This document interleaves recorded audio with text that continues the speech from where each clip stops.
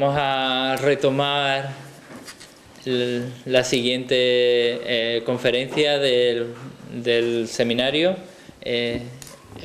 Para mí es un gusto presentarles a Ignacio Ruiz, que es profesor titular de Historia del Derecho en la Universidad Rey Juan Carlos de Madrid y además es director de la cátedra España-Israel, y me parece que es una iniciativa muy importante en lo que se refiere a la internacionalización de la universidad española, que ahora creo que es un objetivo muy claro, y además me parece que en el caso de España es algo muy necesario para que haya un conocimiento que en este momento es un conocimiento muy débil y además en muchas ocasiones muy distorsionado del Estado de Israel en España y de las posibilidades académicas e investigadoras que pueden darse en una conexión entre Israel y España.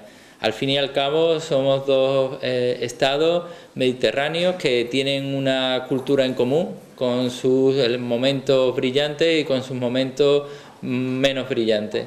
Y tenemos un acervo cultural también común que es enormemente importante. Por lo tanto, esta iniciativa, que como todas las iniciativas al principio cuestan mucho ponerlas en práctica, creo que Ignacio va a conseguir crear algo único en lo que se refiere a la Universidad Española, y me parece que es digno de encomio, y aquí desde luego en la UPO pues haremos todo lo posible para potenciar y para trabajar para que este proyecto sea un éxito. Y sin más pues dilación, ya les dejo con Ignacio. Muchas gracias por estar con nosotros aquí. Muchísimas gracias a Rafael, muchísimas gracias a todos ustedes por su presencia. La verdad es que para mí es un auténtico honor venir a Sevilla, porque lo veníamos contando en el coche ahora según veníamos para acá. Yo tuve la suerte de nacer en Sevilla. Estábamos de vacaciones en Sevilla, nosotros en esa época vivíamos en Holanda. Y yo me adelanté, soy setemesino y nací en Sevilla, con lo cual cuando me preguntan ¿y tú dónde has nacido? En Sevilla. ¿Y has vivido alguna vez? No, nunca, pero soy un sevillano de pro, con lo cual estoy encantado de venir a mi ciudad, donde hace ya N años tuve la suerte de nacer. Lo primero que debería de agradecer a Rafael es su gran modestia, porque esta cátedra universitaria España-Israel no es mía, es suya, es de los presentes y es de todo aquel que tenga interés en colaborar y trabajar en un proyecto, a mi entender, bastante ambicioso dentro del mundo universitario en el cual nos movemos. Estamos todo el día sufriendo por los recortes en la universidad, los recortes en lo que no son la universidad, y uno pone la televisión y lo primero que la sensación que tiene es, por favor, ¿cuándo me puedo ir de este país y que no quede nada, ¿no? Bueno, pues ahora más que nunca es cuando hay que trabajar en proyectos académicos de esta naturaleza. ¿Y qué es esto de la cátedra España-Israel? A mí ya me lo han preguntado, oiga, ¿y por qué España-Israel? ¿Usted qué tiene que ver con Israel? Digo, ¿y qué tiene que ver un señor que dirige una cátedra de estudios norteamericanos con Estados Unidos? Nació allí. ¿Y qué tiene que ver un señor con una cátedra para estudios islámicos? Nació allí. ¿Qué tiene que ver un señor con una cátedra Jean Monnet de la Unión Europea? Nació en todos y cada uno de los estados de la Unión Europea. Lo que sí es cierto es que hay una inmensa voluntad de crear algo que no existía.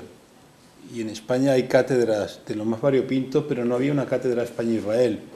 Hay catedráticos de hebreo, hay instituciones como lo que aquí con mucha dignidad se hace la Pablo Olavide sobre estudios que tienen que ver con esta intolerancia y esta xenofobia histórica, pero necesitábamos crear un ente académico que en cierto modo, desde unas miras más amplias, no mejores, pero por lo menos más amplias, se intente acercar la realidad de lo que es el mundo hebreo, de lo que es el mundo hispano a las gentes.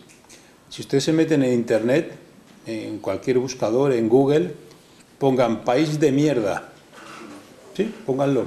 Y lo primero que saldrá es un señor nacido en España que vive en Israel, y la noción que se tiene, si no conoce uno la realidad de España, es que aquí vamos todos vestidos de toreros y que dormimos y que somos vagos y perezosos y que posiblemente te atraquen si vas por algún...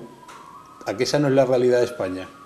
Pues la realidad de Israel no es el conflicto, no es que permanentemente se esté matando gente o que permanentemente se estén tirando bombas o que permanentemente se esté impidiendo a la flotilla de la libertad llegar hasta la franja de Gaza. Israel es mucho más. ¿Saben ustedes cuántos premios Nobel ha tenido España en los últimos 10 años? 0. Miren en cualquier buscador cuántos premios Nobel ha tenido Israel en los últimos 10 años. Posiblemente se sorprenderán. Y todo eso dentro de un marco que a veces se nos olvida. Yo ayer leía por la prensa, es una de mis manías, estar todo el día leyendo prensa, el último comunicado de un alto mando militar de Irán indicando expresamente que su idea más próxima es barrer del mapa a Israel. Pues vaya política que tiene un Estado. Mi política es crear riqueza, que mis ciudadanos vivan mejor, que mis ciudadanos puedan investigar, que haya más becas.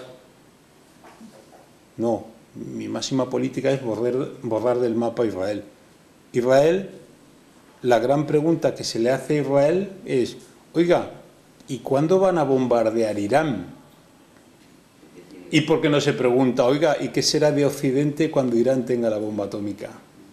Con esas ideas que, en cierto modo, lo que están haciendo es machacar a su propia población, con elecciones que en muchas ocasiones están dirigidas por una serie de cargos muy mediatizados por la religión.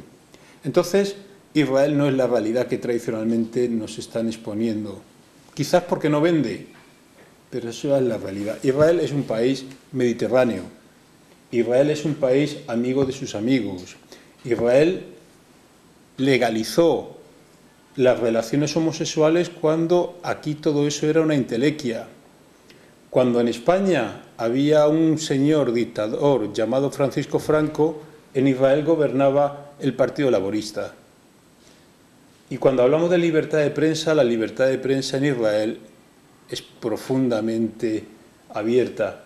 Y por lo tanto no estereotipemos de manera errónea.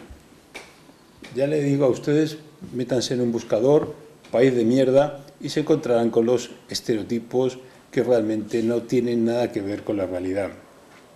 Y en un momento dado pensamos en crear la Cátedra España-Israel, en donde aprovechar todo ese potencial que el mundo de Israel nos puede aportar a los españoles y a la comunidad internacional, y lo que nosotros también podemos aportar a la comunidad internacional y a Israel, porque todos tenemos mucho que aprender y todos juntos creceremos y dejaremos atrás esta crisis y volverá a haber becas y volverá a haber mejores infraestructuras y volverá a haber empleo.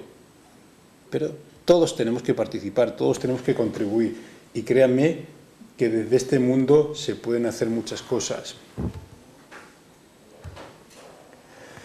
Pues el 16 de marzo del año presente, o sea, hace un par de meses, se firmaba el convenio de creación de la Cátedra España-Israel. A la firma asistieron el rector de la Universidad Rey Juan Carlos de Madrid y el embajador Alon Bar, el embajador del Estado de Israel en España. Créanme que es la primera vez que ante la firma de una cátedra universitaria en la Universidad Rey Juan Carlos, la gente no cabía en el salón. Era impresionante la cantidad de amigos que se juntaron. El mundo de Israel, el mundo del progreso, el mundo de España, el mundo del crecimiento, el mundo de la colaboración, Occidente, en cierto modo estaba ahí representado. Y había gente de todos los sectores, la política, la universidad, la investigación, había gente católica, había gente musulmana, había gente judía, estábamos todos porque lo que nos interesa fundamentalmente es la ciencia. Ayer estuve, no mentira, anteayer estuve con mi maestro es un jesuita, y él recuerda haber estado dentro de sus múltiples viajes por el mundo, en Israel, en el mundo islámico, y las gentes de bien, que son la gran mayoría de las gentes de este mundo, le daba igual que fuera un jesuita. Si usted quiere orar, yo le presto mi mezquita, y entre y ore. Y cuando salía de la mezquita de orar, quería darle una propina a la persona que estaba allí, dijo no, solo se cobra a los turistas, a la gente que viene a orar no se le cobra. No sería un mal principio a seguir, les puedo asegurar que no. Bueno, aquí hay una serie de fotografías, aparece Enrique Álvarez Conde, la parte más de la izquierda, porque la cátedra se ha incorporado a un instituto universitario, ese es el Instituto de Derecho Público. Acto seguido aparece el señor Alombar, el rector de la Universidad de Juan Carlos, John Juaristi, que es un escritor afamado y en este momento ocupa el cargo de director general de universidades de la Comunidad Autónoma de Madrid, y en la esquina, ahí aparezco yo como persona que algo podía aportar a esa fotografía. ¿Cuáles son los objetivos? El objetivo son las ciencias y las letras en su más amplia acepción. No se trata de estudiar la historia, no se trata de estudiar el presente, no se trata de estudiar el futuro, no se trata de estudiar el conflicto, se trata de todo lo que tenga que ver con la investigación en su más amplia acepción, ahí puede estar presente. Y por lo tanto está la historia, sí.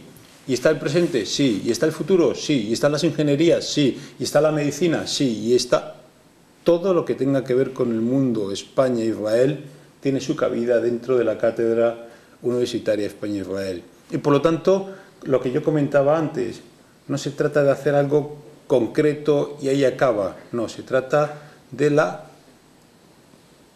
aportación que podamos realizar entre todos a un objetivo último, que no es otro que el desarrollo más amplio de nuestros estados.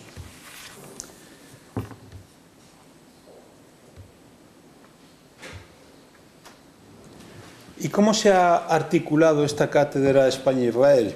Pues se ha articulado de la siguiente forma. Hay una dirección que ahora veremos, y luego hay un comité de honor y un comité científico. A mí me llamaba mucho la atención, porque claro, en cierto modo hay mucha hipocresía en el mundo de la política. Pues bien, dentro de esa hipocresía que yo pensaba, digo, bueno, pues cuando vean el nombre de Israel y por lo tanto el conflicto y por lo tanto el muro y por lo tanto el mundo islámico y por lo tanto el mundo no sé qué, nadie puso la más mínima objeción a participar en estos comités una vez que se le hubiese invitado. Y por lo tanto, dentro del comité de honor de esta cátedra universitaria, tiene el privilegio de poder contar con el ministro de Educación en su seno, con la directora, lo que sería la consejera de Educación y Empleo de la Comunidad Autónoma de Madrid, etcétera, etcétera, etcétera. Todo el mundo que se le ha invitado ha dicho que sí. Nadie ha puesto la más mínima objeción. Y luego, más allá del comité de honor, que en el fondo lo que se utiliza, en cierto modo, es para dar prestigio con su presencia a esta institución, hay un comité científico de lo más variopinto, en donde todos tenemos muchísimo que decir, todos tenemos muchísimo que aprender uno de otro, y lo más fundamental, todos tenemos muchísimas ganas de trabajar. Yo les invito a ustedes, si tienen interés, a incorporarse a estas múltiples acciones formativas que vamos a desarrollar dentro del mundo de la cultura, dentro del mundo de la investigación, etc. Y la dirección, pues aparece una dirección que a mí me corresponde. Por ejemplo, hay una secretaría de América y Oceanía que corresponde a mi querido amigo Rafael y que desde ya hace semanas está trabajando arduamente. Insisto, lo que se ha buscado es que haya una presencia de esta investigación en todos y cada uno de los territorios del planeta. Y uno puede decir, oiga, pero esto no es España e Israel. ¿Hasta dónde llega lo que es la herencia de España? Pues prácticamente por todo el mundo. ¿Hasta dónde llega la herencia del mundo hebreo? Prácticamente por todo el mundo. Y por lo tanto cerrar lo que es nuestra actividad a España e Israel, a mí se me convertía como algo muy pequeño. Porque vamos a hacer algo pequeño si puede ser muy grande. Pues vayamos sobre ello. Y dentro de las actividades, piensen ustedes que llevamos 2 meses trabajando y teníamos que comenzar a andar y teníamos que empezar a diseñar las primeras actuaciones. Pues bien, dentro de estas actividades ya hay diseñadas 6 para lo que va de año, de las cuales 2 son cursos de verano. Una es un seminario permanente España-Israel, en donde ya han confirmado su presencia personalidades del mundo de la política, del mundo de la cultura, del mundo de la universidad, del mundo de la empresa, y van a estar presentes en este seminario permanente. Y por otro lado, otras actividades que yo he pretendido poner en marcha de manera prácticamente automática, y es la de la investigación plasmada en textos, en libros, en actas. El otro día ya se reunió el comité o las personas que van a dirigir lo que es el anuario de la cátedra universitaria, y se ha firmado además un convenio con una editorial que tiene presencia en muchísimos países, que va a publicar de manera gratuita aquellos libros científicos que, después de ser valorados, tengan esa posibilidad de tener difusión en el mundo.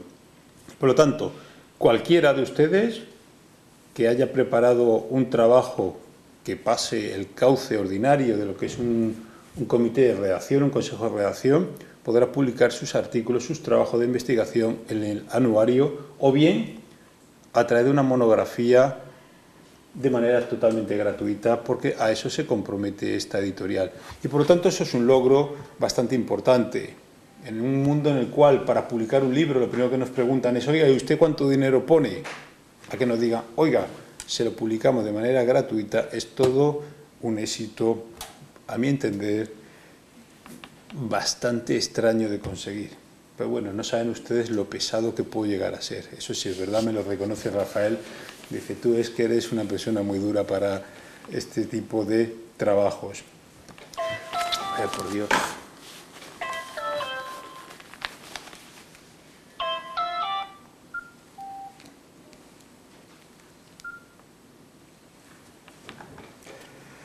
Bueno, otra cuestión está en lo que pretendemos con los alumnos.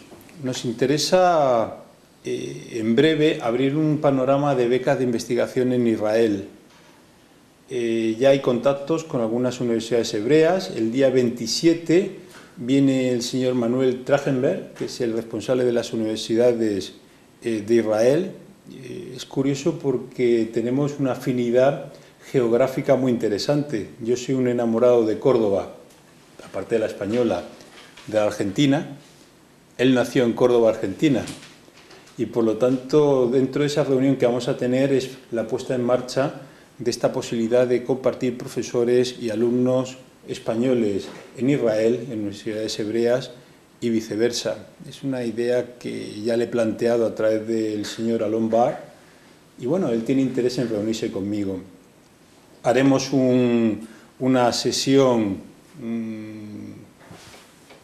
a modo de conferencia, debate, para tratar el tema de los indignados, no solamente de los indignados españoles, sino de ese fenómeno de los indignados a nivel internacional, en concreto de los indignados en Israel, que es un fenómeno que en cierto modo toma el nombre de este movimiento iniciado en España, pero que en cierto modo lo único que comparte es eso, el nombre.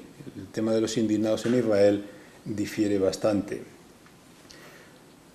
Hay otra cuestión que a mí me llama mucho la atención y es lo que hemos venido a denominar como laboratorio de ideas. En este país hay miles y miles de ideas que se podrían poner en marcha y que simplemente son apartadas porque nadie les escucha. Ya decía Ramón y Cajal que si uno tiene una buena idea, o la pone en marcha o deja de ser una buena idea. Entonces, bueno, ese laboratorio de ideas lo que persigue es buscar financiación para su puesta en marcha. He tenido reuniones y tengo próximamente reuniones con gentes que podrían aportar recursos, por lo menos, para que esas ideas no mueran antes de nacer. Luego ya veremos qué pasa con todo ello. Y ahora finalmente me quedaba el tema de las empresas e instituciones. En España, y perdónenme ustedes, yo vivo de y para la universidad y creo que muchos de los que están aquí hacen lo mismo. Yo pienso que la Universidad Española está ciertamente estabulada. Es un lugar, mi tesis doctoral, imagínense ustedes, es sobre historia de las universidades. Algo estudiado de la historia de las universidades, cuando menos de Occidente. Recuerdo esa tesis doctoral de más de 1300 páginas que publiqué en su momento, además en varios libros. La verdad es que hay que sacar la universidad fuera y hay que meter aire fresco en la universidad por la vía de las empresas. Algo muy corriente en Estados Unidos, por ejemplo, tú lo conocerás muy bien, Rafael. Las empresas se vinculan a la universidad, que es donde tienen la mejor cantera de futuros medios y cuadros humanos. Bueno, pues hay que vincular a estas empresas, a estas instituciones, a la universidad. Y de ello lleva ya cierto tiempo peleando, y ahora más que nunca. La idea que tengo es una serie de convenios de colaboración, no solamente a nivel de universidad, sino a nivel de cátedra universitaria, ¿no? Y en este momento pues ya podemos hablar de 3 o 4 empresas que quieren colaborar en este proyecto académico. Igualmente yo tenía cierto pudor en acercarme en alguna de estas empresas que invierten en países que pudieran decir, no, es que Israel nos puede complicar las inversiones, o el más mínimo reparo en reunirse conmigo, en decirme que pueden ayudar, incluso en ofrecerme posibilidades. Y por lo tanto mi idea es que la Cátedra España-Israel no sea o no se concentre, porque habría sido lo fácil. A mí ya me lo dijeron, mira Ignacio, tú concéntrate en 2 o 3 cosas, hazla muy bien y ya está. Y lo que le dije yo, para eso es que me quedo como estoy, si ya lo hago. Los cursos de verano de la Universidad de Juan Carlos el año pasado cumplieron 10 años. Pues bueno, pues yo creé hace 12 años un curso de verano adscrito a la Universidad de Juan Carlos que daba créditos académicos desde entonces. Y a mis alumnos, como sé que están ciertamente estabulados, pues les enseñé a visitar el patrimonio nacional porque es nuestro y lo pagamos con nuestros impuestos. Y les enseñé a manejar bases de datos cuando eso de la base de datos, ¿y eso qué es? Incluso les conseguí becas para visitar universidades tan prestigiosas como la de Buenos Aires y universidades europeas. Oiga, pero si eso no hay ningún departamento que se encarga, bueno, pues ya lo hago yo. O sea, la universidad no puede estar estabulada, la universidad nace y muere en la sociedad. Y en el momento en que entendamos la universidad como algo distinto, para mí eso no es universidad. Es lo que decían ya en la época del antiguo régimen, universidades que generaban títulos, auténticas máquinas de otorgar títulos académicos. Resultado, esas universidades menores perdieron todo su prestigio frente a las universidades mayores, castellanas, hispánicas, etc.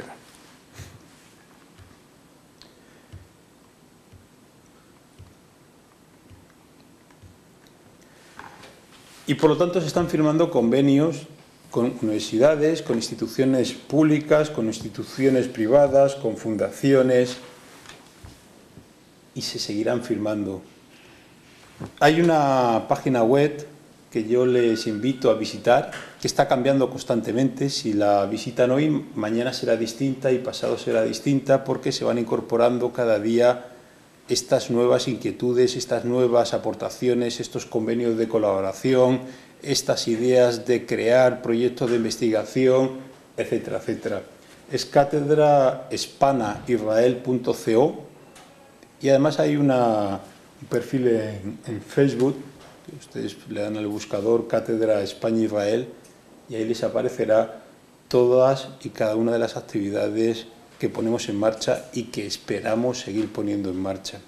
Muchísimas gracias.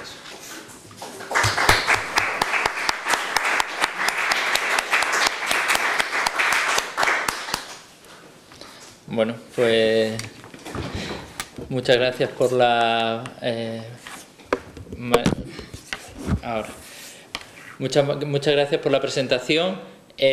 Antes de pasar a la conferencia que va a impartir Ignacio, pues me gustaría, si alguien tiene alguna pregunta o alguna cuestión, creo que sería interesante, ¿no? Alguna duda o quiera plantear algún comentario, pues quiere informar. Sí. A ver, María. ¿Primero podríamos participar en esta actividad? Pues vamos a ver. Vamos a poner en marcha una serie de actividades, no solamente a nivel científico especializado para los profesionales, sino la idea es realizar actividades en donde participen los alumnos de las universidades. Vamos a ver, hay algo fundamental para mí y es los estudiantes, la gente joven. De aquí a X tiempo, 6 meses, 6 años, 60 años, 6.000 años, ni Rafa ni yo estaremos aquí. Está más claro que el agua. A lo mejor hasta alguno de ustedes tampoco está aquí. Lo que sí está claro es que vendrán generaciones nuevas y el enfrentamiento, los dogmas obsoletos, las ideas absurdas, estáis llamados vosotros a eliminarlas. Todas esas barreras las tenéis que derribar vosotros. Nosotros desde la universidad haremos nuestras proclamas, pero en el día a día, en la calle, estáis vosotros. Entonces, las actividades que se ponen en marcha no solo van a ser para los académicos, etcétera, sino actividades que se ponen en marcha para la gente joven. La gente joven va a tener su apartado dentro del anuario.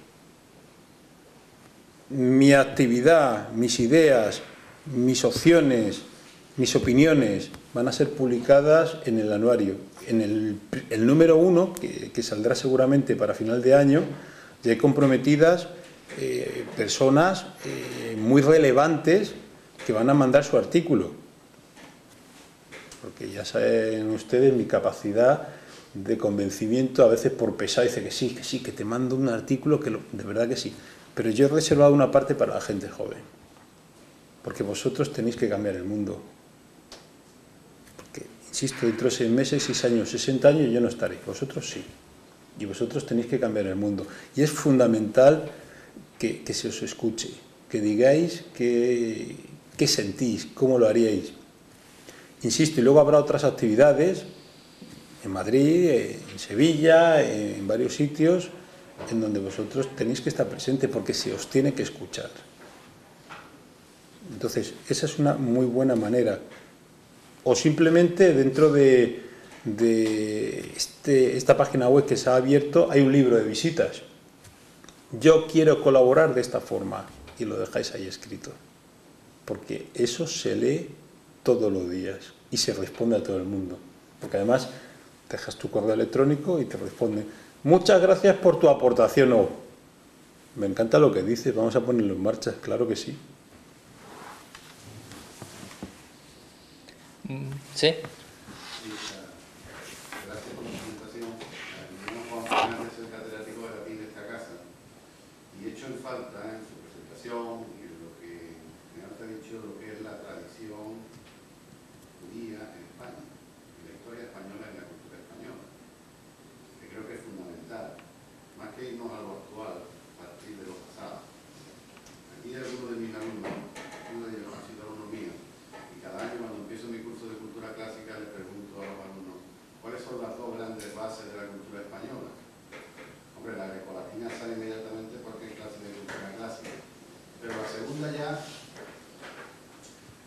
la musulmana, ¿qué quiere decir musulmana y no árabe? No, por Dios, no es la judío-cristiana. Yo además soy partidario de un Américo Castro, no de la otra vertiente, y creo que esa tradición hebrea, judía en España, es importantísima, pero que es desconocida, que no se le da la suficiente importancia. Al punto, como le digo, es que algunos que ya en la universidad la desconocen por completo. Y creo que se podría ahondar un poco más en esa cosa. Pues tiene usted mucha razón, pero le diré una cosa que quizás sirva de respuesta. Cuando tuvimos la primera reunión de los comités de honor y científico, se insistió bastante en que hubiera una secretaría ex professo para ello. Lo que pasa es que como he pasado tan rápidamente las diapositivas, pero si lo vemos, hay una secretaría solo y exclusivamente para... ¿Dónde estás?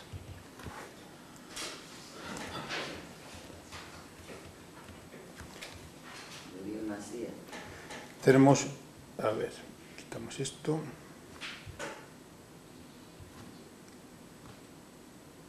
Ámbito cultural y literario, ¿no? A ver dónde está. Ámbito cultural y literario. Es fundamental.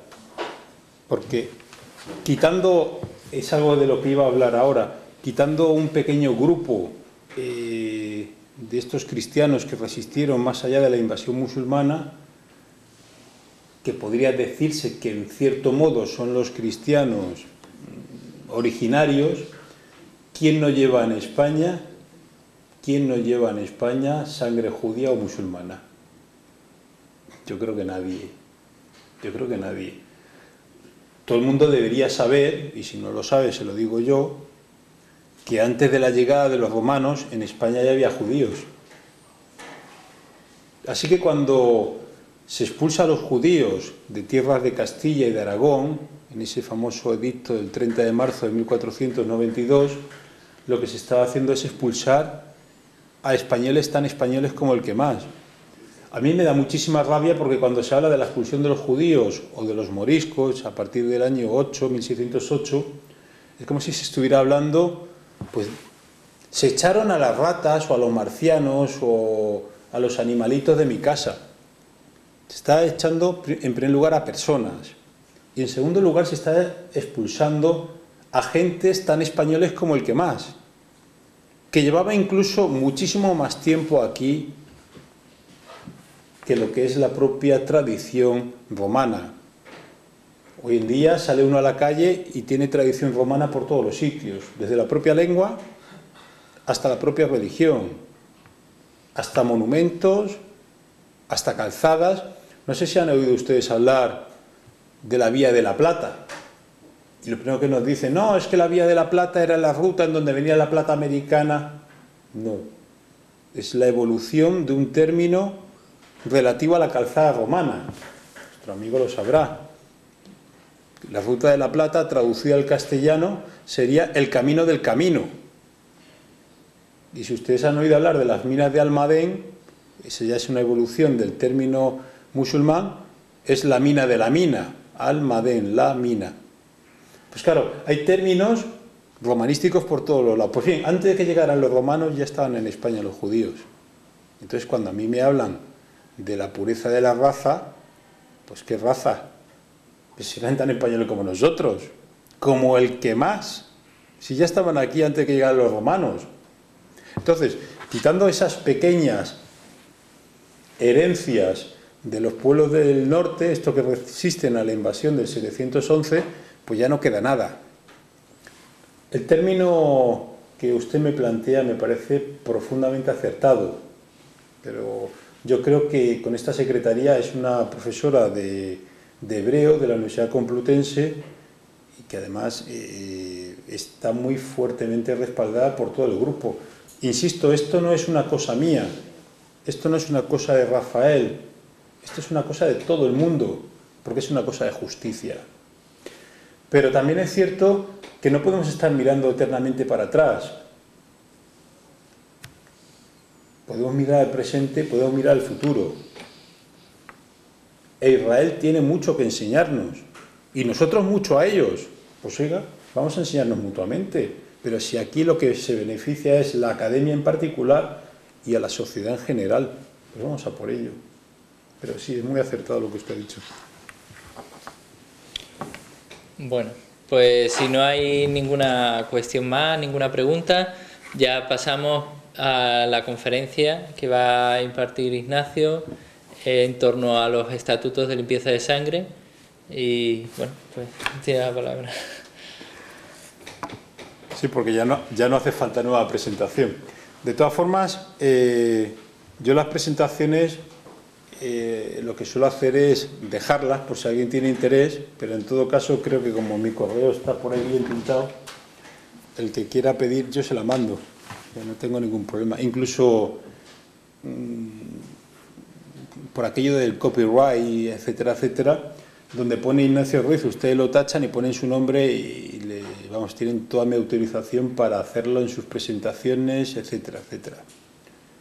Lo he hecho antes, lo hago ahora y lo seguiré haciendo en el futuro, porque una vez más, aquello de la cultura me parece que los copyright y todas estas cosas lo que hacen es poner puertas, y la cultura pues es para todos y de todos.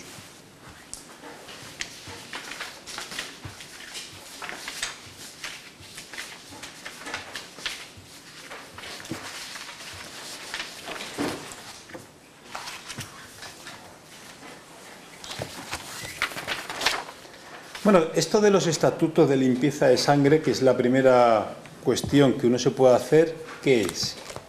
Yo recuerdo cuando era pequeño, bueno, pues yo he vivido en Francia, he vivido en Alemania, he vivido en Italia.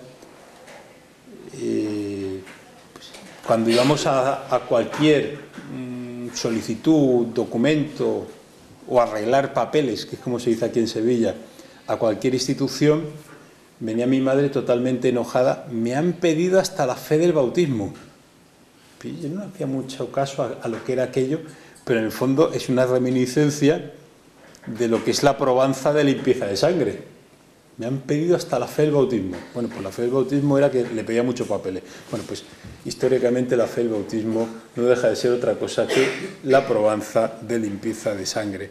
Bueno, pues estos estatutos de limpieza de sangre fueron un mecanismo ciertamente de discriminación legal, institucional, utilizado con respecto a lo que son las minorías conversas, que por cierto también eran tan cristianos como el que más. Lo que sí es cierto, o lo que no es menos cierto, es que en un momento dado esta distinción se hace. Esto no solamente ha pasado aquí, sino que ha pasado en muchos otros lugares de Occidente, sobre los cuales no vamos a hablar ahora porque tampoco tiene mucha razón de ser. Y luego otra cuestión básica, ¿qué es un cristiano nuevo y qué es un cristiano viejo? Cristiano nuevo es la denominación que se recibe en España históricamente a aquellas personas convertidas al cristianismo a partir de un momento dado. A partir de unas persecuciones religiosas, a partir de un momento en el cual iban a ser expulsados si no se convertían, etcétera, etcétera. Ese es el cristiano nuevo, frente al cristiano viejo. Este término, por ejemplo, a partir del siglo XVI lo vemos en una infinidad de documentos que están siendo calificados como conversos. Son los conversos de la Edad Moderna. Este concepto cristiano nuevo se opone al concepto cristiano viejo por entenderse que no tenía ascendencia cristiana por los cuatro costados. O sea, tú eres un cristiano, pero antes tu familia no lo era. Normalmente lo lógico es que esta ascendencia conversa se redujera a lo que es la persona en cuestión y a sus cuatro abuelos, pero determinadas instituciones esta cuestión lo llevaban más allá en el tiempo. No sé si han oído hablar ustedes del término infame. Estos que han sufrido una pena infamante. Los visigodos ya las usaban, también las usaban los romanos previamente, y tradicionalmente ha existido lo que se llaman las penas infamantes. Términos que actualmente se escuchan. Te han emplumado. Era una pena infamante. A este hombre lo han breado. Era una pena infamante. Acuérdense simplemente del propio Bamba, que se había convertido, se hizo monje tonsurado, y era una inhabilitación para ser rey visigodo, etcétera, etcétera. Son las típicas inhabilitaciones.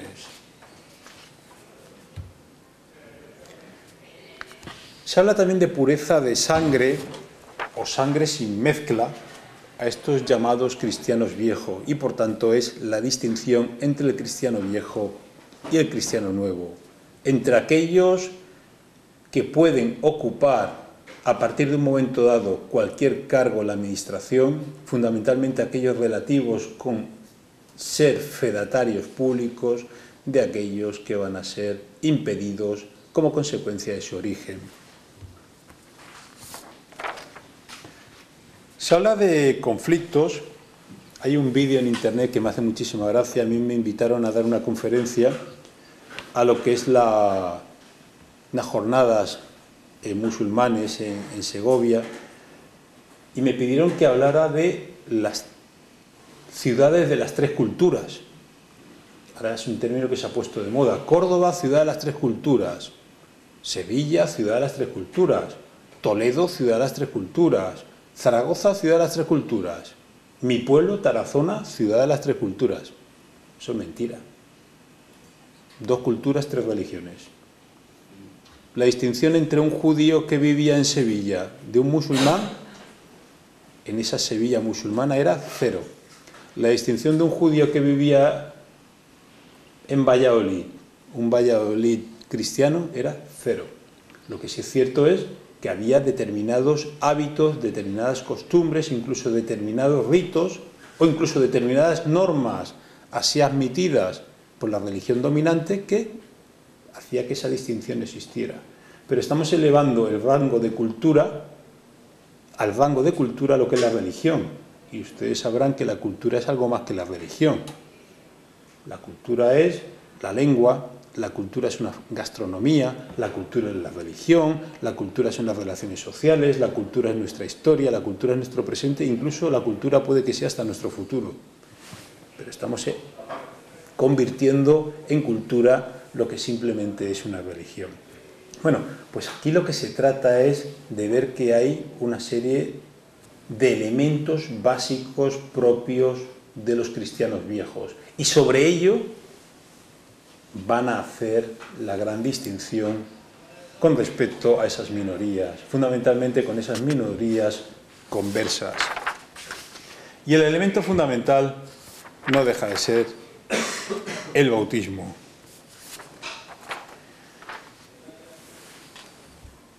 Insisto, históricamente ha habido un enfrentamiento, ha habido una rivalidad, ha habido una dominación.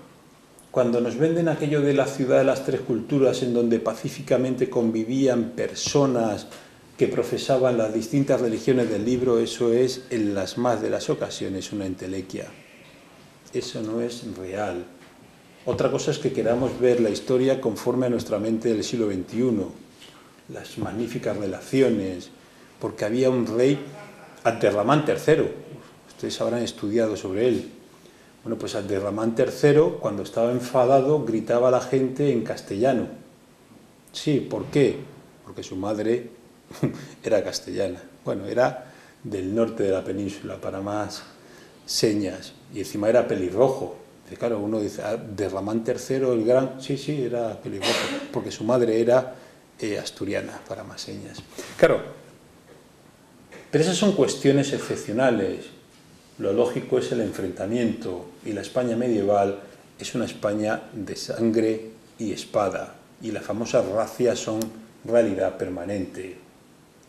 Y otra cosa es lo que queramos vender.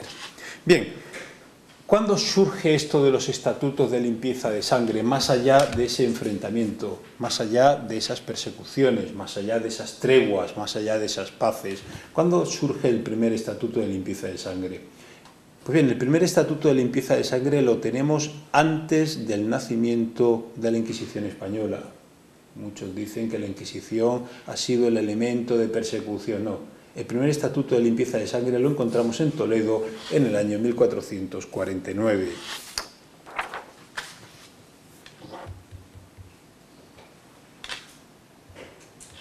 ¿Y qué es esto del estatuto de limpieza de sangre? ¿Qué es lo que se persigue? Vamos a ver, Toledo es una ciudad de 3 religiones permanentemente. Todo el mundo ha oído hablar de ese Toledo medieval, de esa relación ciertamente pacífica. Bueno, lo que no nos cuentan, no sé si han oído ustedes hablar de la batalla de las Navas de Tolosa, del famoso 1212, en donde ese gran ejército cristiano, como consecuencia de la bula papal, está compuesta no solo por peninsulares, con excepción, como ustedes saben, del Reino de León, en donde su rey era aliado musulmán y era conocido como el Baboso. Imagínense ustedes el cariño que le tenían al rey de León. Bueno, pues esos ultramontanos, estos que vienen de fuera, cuando se enfrentan con el rey castellano, vuelven y lo que quieren hacer es matar a todos los judíos de Toledo. Y claro, cuenta la tradición, y es verdad, que los de Toledo cierran las puertas para que no se produzca la matanza. Pero ese odio hacia esas minorías religiosas es un hecho, y esto es el gran elemento que vendrá a constituir el nacimiento de los estatutos de limpieza de sangre en esta ciudad de Toledo. Insisto, estamos en el año 1449. ¿Qué es lo que se produce? Pues Castilla está en guerra con Aragón. El rey de Castilla, Juan II, a través de su valido, de su primer ministro, don Álvaro de Luna, el famoso condestable de Castilla, pide una exacción tributaria a las gentes de Toledo. Se habla de una cantidad más o menos cercana a lo que sería 1.000.000 de maravedíes, en donde estos toledanos aportarían directamente con sus impuestos este llamado préstamo, que luego nunca se devolvía, para el sostenimiento de los ejércitos castellanos en esa guerra. ¿Quién va a ser el encargado de cobrar los tributos? Un judío, un converso, y por lo tanto se verá en la imagen de ese converso, un tal Alonso Cota, la imagen del sufrimiento. Nosotros estamos sufriendo como consecuencia de este converso, se están lucrando, se están llevando todo lo que tenemos y no nos dan nada. Son los judíos los que cobran los impuestos, son los judíos los que se lucran con nuestra desgracia. Y esto será aprovechado pues, por las gentes de Toledo para levantarse en contra del monarca, en contra de las tropas del condestable. Entrarán en el barrio donde vivían, el barrio de la Magdalena, donde vivían los conversos más ricos, y empezarán a asaltar casas, empezarán a quemar más de una y más de dos. Es la espita que da lugar a lo que será posteriormente conocido como la sentencia de estatuto. Hay un tal Sarmiento, que es el que lidera todo esto, y es el que se encargará de redactar la sentencia de estatuto. ¿Qué es lo que dice la sentencia de estatuto? Es el 5 de junio del año 1449. Dice lo siguiente: se autoriza expresamente la expulsión automática a todos los conversos de origen judío de los puestos importantes de Toledo. Oiga, si son cristianos da igual. Descienden de judíos, son conversos. Todos ellos tendrán que abandonar los puestos más significativos de lo que es la ciudad. Concejales, jueces, alcaldes y especialmente las escribanías y los actos relativos a la fe, a los fedatarios, los notarios.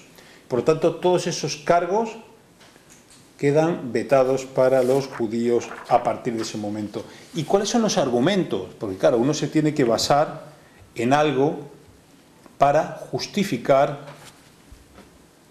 el porqué.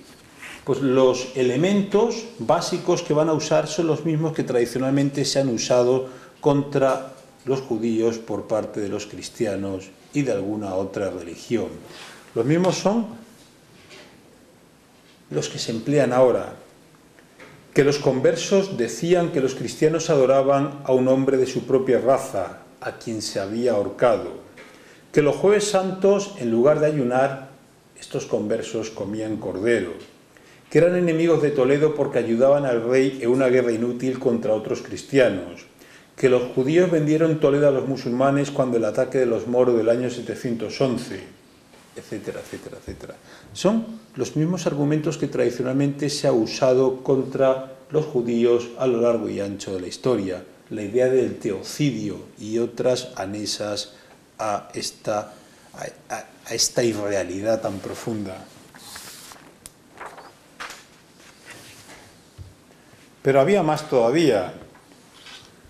Los conversos, al igual que los judíos, no hacían más que intrigar contra los cristianos viejos, destruían la fe católica de sus creyentes, atacaban el derecho civil y canónico, etcétera, etcétera. Y por lo tanto están usando elementos propios de los que se había usado tradicionalmente contra los judíos. Es el inicio de una nueva distinción dentro de la propia cristiandad católica, y esta distinción se obtenía sobre la base de una exacción tributaria que no querían satisfacer. Aquí el primero que tenía que haber dicho algo es el rey, que no hizo nada. Aquí el segundo que podía haber hecho algo era el condestable de Castilla, don Álvaro de Luna, que tampoco hizo nada y permitió a los de Sarmiento, a los seguidores de Sarmiento, atrincherarse en Toledo y atacar directamente contra todos los judíos y contra todos los conversos.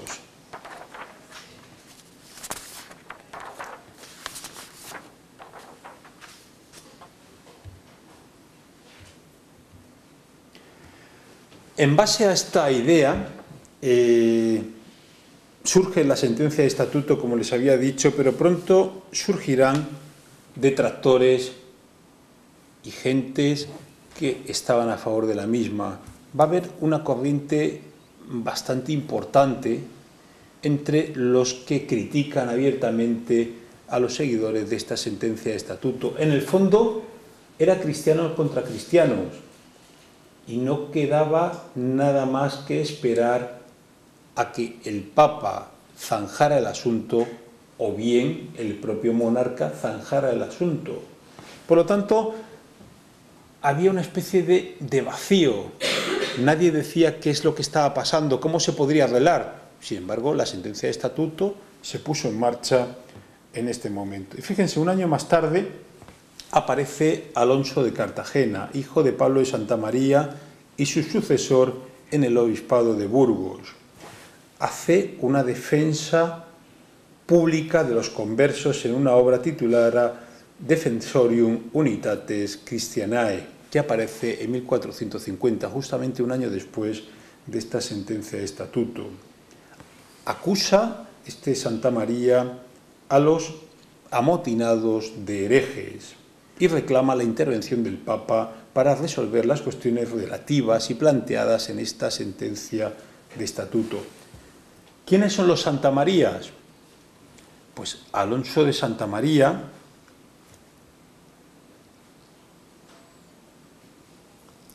era rabino de Burgos, se convierte al cristianismo y acaba siendo el obispo de Burgos. Es un caso sin precedentes en la historia de Castilla. Un señor que primero era rabino, se convierte al cristianismo y acaba convertido en obispo de Burgos. Son los Santa María. Además, años más tarde,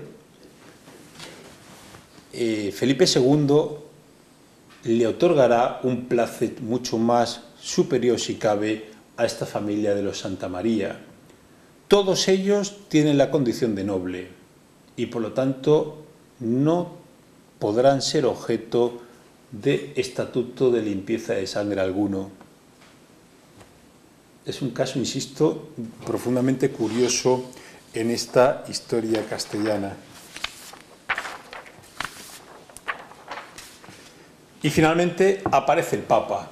Nicolás V, respondiendo a esta petición, en una bula dada en 1449, declara que todos los cristianos sean descendientes de gentiles, o sea, cristianos viejos, o de judíos, que viven como verdaderos cristianos. Es una exigencia básica. Todo aquel que viva como cristiano auténtico, sea descendiente de judíos o no, tienen derecho a todos los ministerios y dignidades, a dar testimonio y ejercer todos los cargos con los mismos derechos que los cristianos viejos. En principio aquí aparece zanjada ya la cuestión.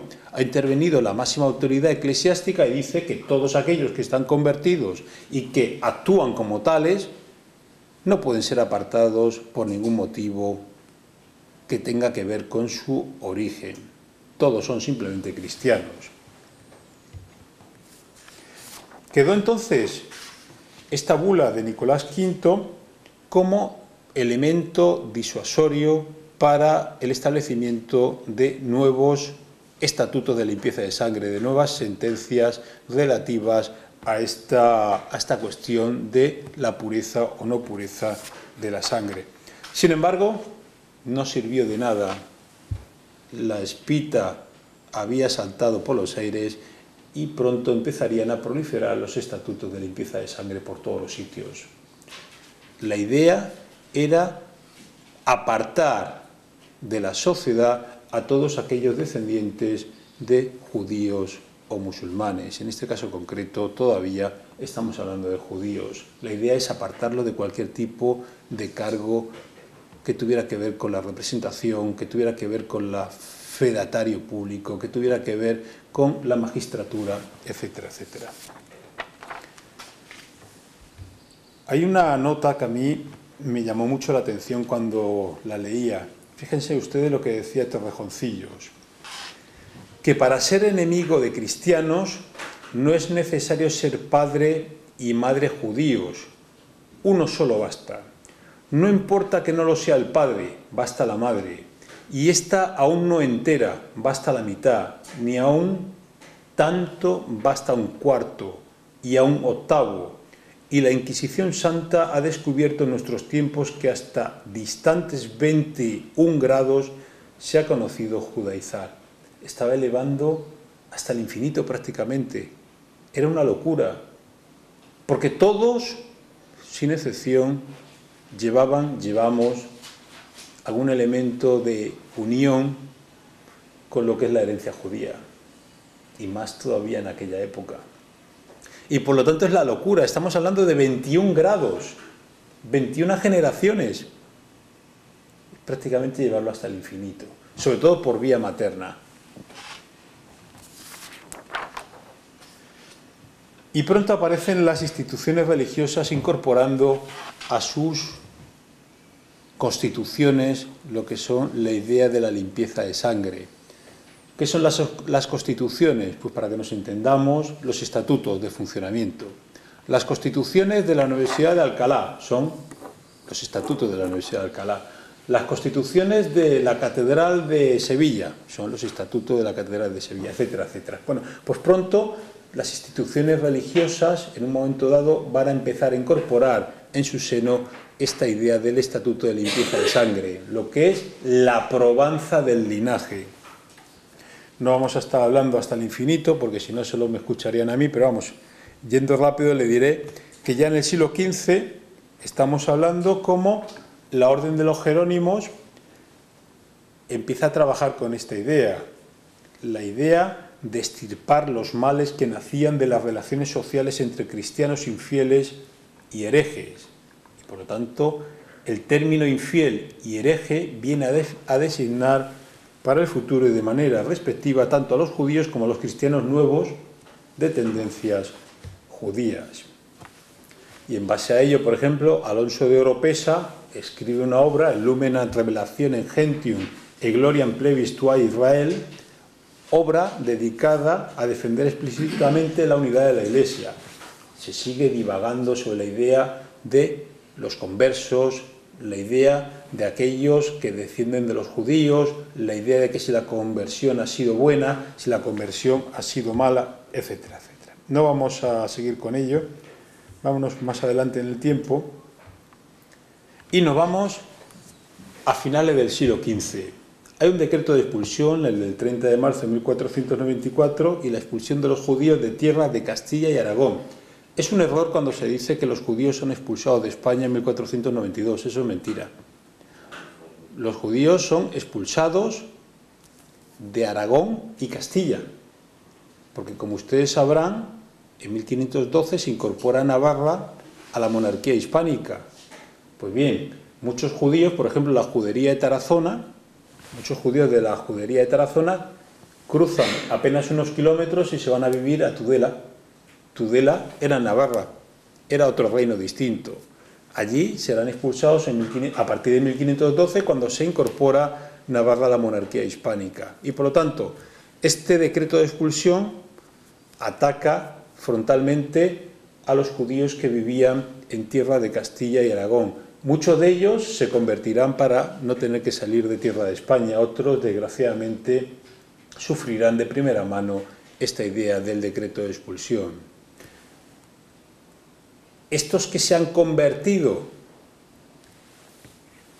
pues son cristianos nuevos. Estos cristianos nuevos se les empezará a aplicar decretos de limpieza de sangre. Estos estatutos de limpieza de sangre les afectarán de primera mano. ¿Hemos evitado la expulsión? Sí, pero seguimos siendo ciudadanos de segunda.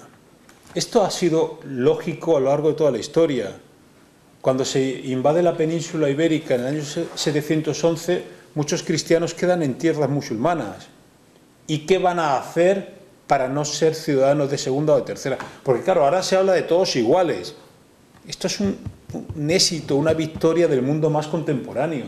A lo largo de toda la historia, en estas tierras, el que dominaba políticamente el territorio subyugaba a aquellos que profesaban religiones distintas. O sea, no dice, no, yo soy ciudadano de todos iguales. Eso es mentira, eso no ha existido nunca. No, es que nada. Entonces, para no tener un estatuto jurídico profundamente injusto, lo que hago es convertirme. Y cuando empezaron los reinos cristianos a conquistar tierras musulmanas, lo que se hacía era lo contrario. Los musulmanes se convertían al cristianismo. Y eso ha existido siempre, con pequeñas excepciones. Aquí vemos el gran rabino ante los reyes católicos. Se ha tomado la decisión y ya no hay marcha atrás. Es algo profundamente injusto, porque tradicionalmente se dice que se expulsa a los judíos como que dice que se expulsa a, no sé, a un elemento radiactivo, a un marciano. Eran tan españoles como el que más, Si llevaban antes incluso de los romanos. Y se expulsó a esos españoles en esa búsqueda de la integración religiosa. Pero esa búsqueda de la integración religiosa es ficticia, porque empezamos a perseguir a aquellos que se han convertido al cristianismo sobre la base de esa profunda injusticia que son los estatutos de limpieza de sangre.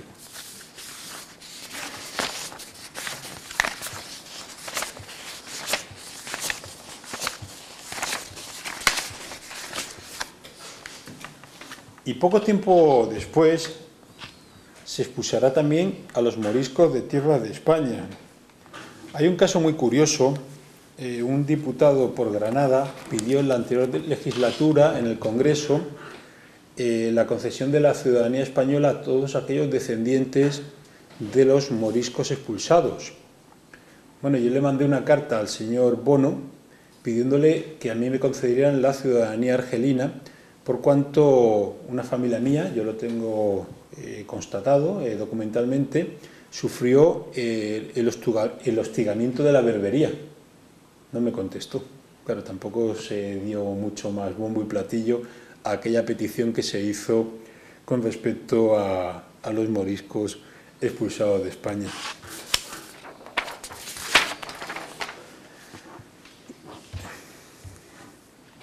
Instituciones religiosas, por ejemplo, que empezaron a asumir como propias los estatutos de limpieza de sangre. Por ejemplo, en 1496, si se fijan, estamos en torno siempre a ese límite. Surgen a mediados del 15, a finales y mediados del 16, estamos proliferando por todos y cada una de las instituciones hispánicas. Estatuto para el monasterio dominico de Santo Tomás de Aquino en Ávila. En 1531 se excluye a los conversos de todos, o sea, de todos tipos de conversos de la Orden de Santo Domingo. La Iglesia de Sevilla en 1515, la de Córdoba en 1530, 1545 la Iglesia de Toledo, donde residía el primado de España. Pero también pasamos a otras instituciones, por ejemplo la universidad. En 1497 el Colegio de San Antonio de Portacelli de Sigüenza incorpora la idea del Estatuto de Limpieza de Sangre para incorporarse a esta universidad. 1519 el Colegio San Ildefonso de Alcalá, 1522 Salamanca, Valladolid y Toledo.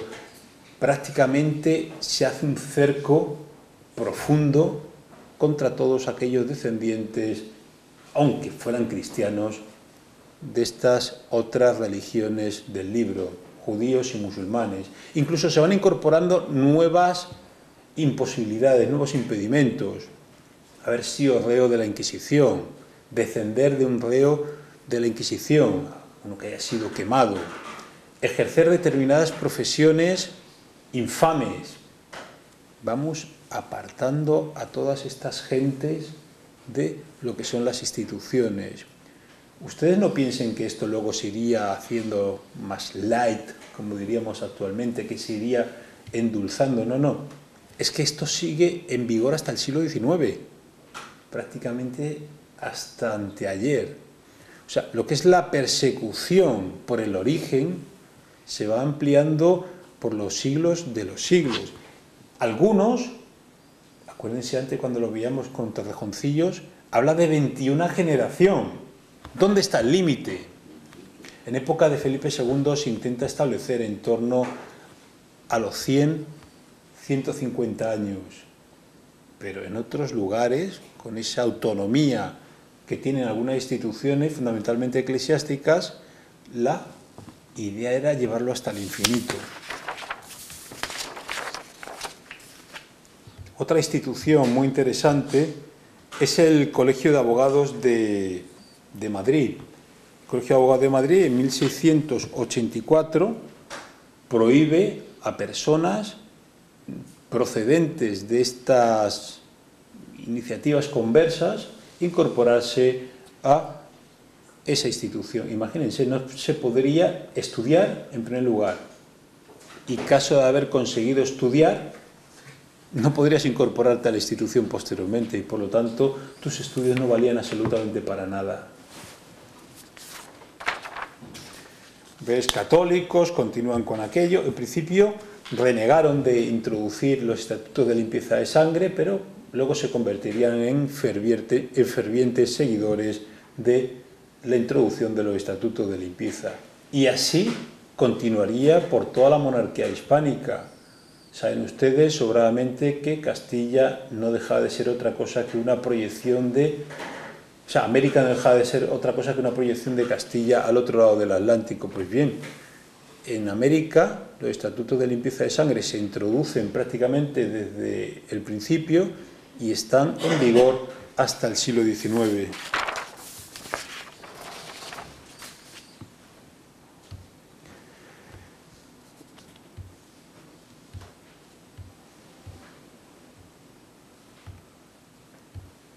Época de Felipe II, época de Felipe III, etcétera, etcétera. Hay una idea de cómo se probaba esto. A mí me hace mucha gracia, porque, y con esto voy acabando porque estarán ustedes ya agotadísimos. A mí me hace mucha gracia cuando hacía mi tesis doctoral sobre la universidad, las universidades hispánicas, cómo se hacía esto de la probanza de sangre. Era divertidísimo porque la probanza de sangre la hacían compañeros o futuros compañeros de este colegial que quería incorporarse, o bien, imagínense que estamos hablando de la Universidad de Alcalá de Henares. Por cierto, ¿saben ustedes dónde nace la Universidad Complutense? En Alcalá de Henares. Los nacidos en Alcalá son alcalaínos o complutenses, hasta su cierre en 1838. Pues bien, yo estaba haciendo mi tesis doctoral y me hacía muchísima gracia ver esto de los estatutos de limpieza de sangre, ¿no? Porque las más de las veces el que iba a investigar a la localidad originaria del sujeto eran sus propios compañeros. Era algo maravilloso porque era como una especie de beca para irse unas semanas o incluso meses al lugar en donde era originario el sujeto. Pero ¿qué hacíamos con un estudiante indiano? ¿Cómo probábamos su legitimidad para incorporarse a nuestra institución? Pues lo que se hacía era directamente preguntar a la gente que lo conocía. Y como diría Quevedo, poderoso caballero es don dinero. Directamente se financiaban unas juergas en aquella ciudad que conoció Quevedo, que fue estudiante alcalaíno, y con eso ya habíamos conseguido la probanza de sangre. Es harto discutible que probaran realmente de manera fehaciente que no tenía ningún tipo de mácula o de mancha, llamémoslo así por usar un término de la época, judía. Y por lo tanto, en muchísimas ocasiones, estos informes eran simplemente confeccionados en el camino, en una taberna, junto a una jarra de vino. Hay curiosidades, por ejemplo, y con ello ya acabo, no voy a seguir con el rollo tan inmenso que había preparado. Si alguien quiere, yo se lo doy, insisto. Hay una serie de instituciones que a mí me llamaron mucho la atención. Por ejemplo, la Compañía de Jesús nunca pidió a aquellas personas que fueran a incorporarse estos estatutos de limpieza de sangre. Nunca se pidió. Para ingresar en la Compañía de Jesús, simplemente uno se le exigía que fuera cristiano, obviamente, y que profesara los votos que se les exigía a cualquier otro jesuita.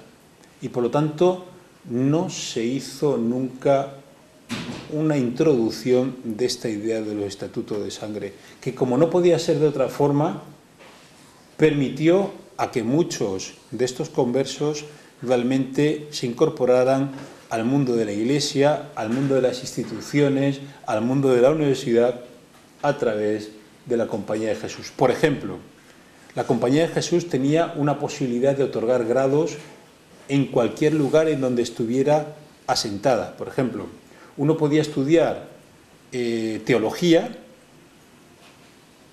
en una universidad reconocida como Alcalá, o podía estudiar teología también en Alcalá, en la Compañía de Jesús.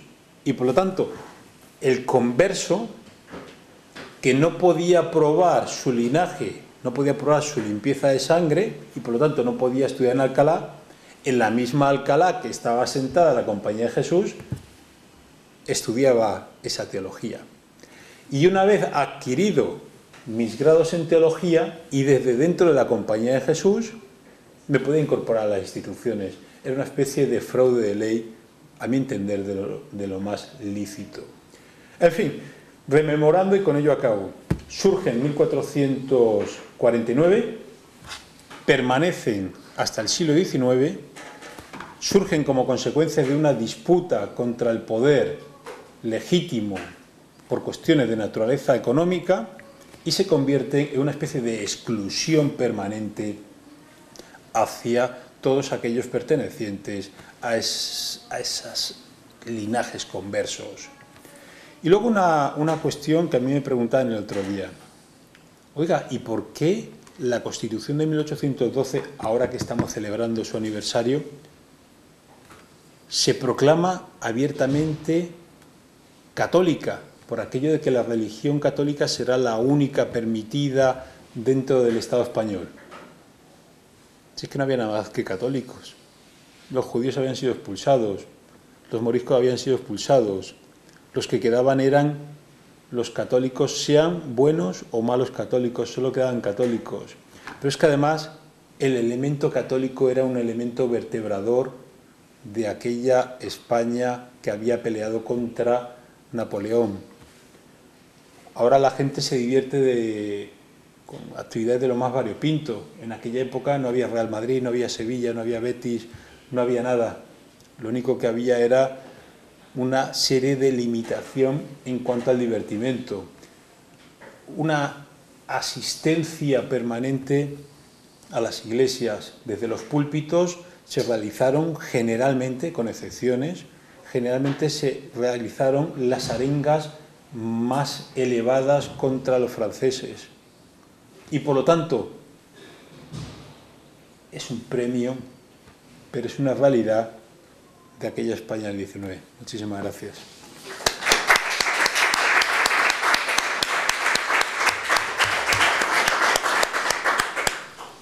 Bueno, pues muchas gracias, Ignacio. Ha sido realmente muy interesante, una manera de aprender sobre la historia y realmente me ha encantado. Ahora quería dar paso a las preguntas y a los comentarios. Sí. Me han surgido varias preguntas, sino varias matizaciones a todo lo que ha dicho. Me resulta curioso y me alegro, por otra parte, que 26 años después de la magnífica obra del profesor Netanyahu, en la que él establecía que la Inquisición está motivada por motivos puramente racistas y el mundo académico se le echó encima, empezando por el profesor Domínguez Ortiz, diciendo que Netanyahu no sabía de lo que hablaba, y Escudero, que ha fallecido desgraciadamente el profesor Netanyahu hace escasamente 2 meses. 2 años después parece que su tesis se va abriendo paso en el mundo académico y basado en datos, como usted ha dicho, ¿no? Está claro que desde el punto de vista teológico, la Iglesia ahí hace un quiebro cuando dice aquellos convertidos que vivan como cristianos. Claro, el problema es que muchos convertidos a partir de 1391 los hay, como Pablo de Santa María, cuyo nombre es Salomón Leví, rabino de Burgos, se convierte y llega a obispo, y probablemente él estuviera formado. La gran mayoría, la gente que se convertía, y algunos, sinceramente, pero no tienen ningún tipo de formación, con lo cual no sabían ser cristianos, aunque lo intentaban, y como seguían haciendo las mismas cosas que habían venido haciendo durante toda su vida, pues por eso se les acusaba de judaizar. Entonces, me alegra que parece que la tesis de elemento racista en la Inquisición, que dura hasta 1834, pues tiene aquí continuación. Los nazis en 1935 lo más que hicieron fue actualizar aquello, ¿no?, con las leyes de Nuremberg. También era un poquito de los libros de historia y ya lo tenían hecho la mitad del trabajo. Una cosa que ha comentado usted, la petición aquella que hizo, no toma nota mental y quizás esté un poco en desorden, la petición aquella que hizo el diputado granadino de los moriscos, desde el punto de vista jurídico no iba desencaminada. El artículo 22 del Código Civil actual establece que para ser español hay 2 formas. Una, jugando magníficamente al fútbol, con lo cual es 22 horas, le dan un pasaporte español. O 2, por 10 años de residencia continuada en España. Y las excepciones, los que tengan origen filipino, guineano y sefardí, tienen derecho a residencia, o sea, nacionalidad española con solo 2 años y no 10 de residencia continuada. Por lo cual, la petición de este diputado no iba desencaminada en cuanto a su idea, ¿no? Y creo recordar que eso es todo lo que quiero contar. Muchísimas gracias. A mí el tema a mí me ha creado más de un quebradero de cabeza la tesis racial. Y creo que aquí usted y yo, y el tristemente desaparecido recientemente Netanyahu, opinamos igual. Es una cuestión puramente racial. Yo soy muy amigo de José Antonio Escudero. Y sabrían ustedes que han tenido un rifirrafe bastante importante. Pero Yo lo que decía al principio cuando presentaba la cátedra España-Israel, no podemos estar mirando el pasado, no podemos olvidarlo. Es fundamental no olvidarlo, porque en momentos de bonanza parece que todo se lleva mejor, pero en momentos de crisis surgen partidos como el que ha tenido una importante presencia en número de votos en Grecia recientemente.